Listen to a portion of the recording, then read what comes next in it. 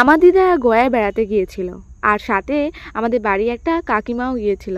তো আজ তাদের বাড়িতে গয়ার মোৎসব করছে। সবাই বলে গয়ায় বেড়াতে গেলে বাড়িতে নাকি গয়ার মোৎসব করতে হয়। সেরকমই একটা অনুষ্ঠান বাড়িতে আমরা সবাই মিলে এসেছি। আর মিঠাইয়ের দিকে বেজায় খুশি, চারিদিকে লোকজন, আলো ফুল দিয়ে সাজানো মণ্ডপ। আশেপাশে সবাই যারা নেমন্তন্ন ছিল আজ হরিনাম শোনার জন্য একে একে অংশগ্রহণ করছে মণ্ডপে। চারিদিকটা কত সুন্দর আলো ফুল দিয়ে সাজানো, আর গায়িকা এদিকে এসে গেছে। সারা রাত ধরে ঠাকুরের নাম গান আর আমাদের অজানা অনেক কিছু জানতে পারবো হরিনামের মাধ্যমে।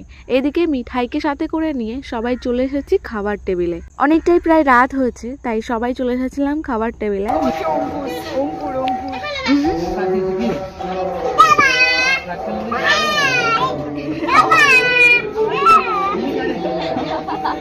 একবার যদি মুডি হয়ে যায় মিঠাই খেলা বা কোনো কিছু দিক দিয়ে যদি ইন্টারেস্ট পেয়ে যায়, সেই জিনিসটা যে কত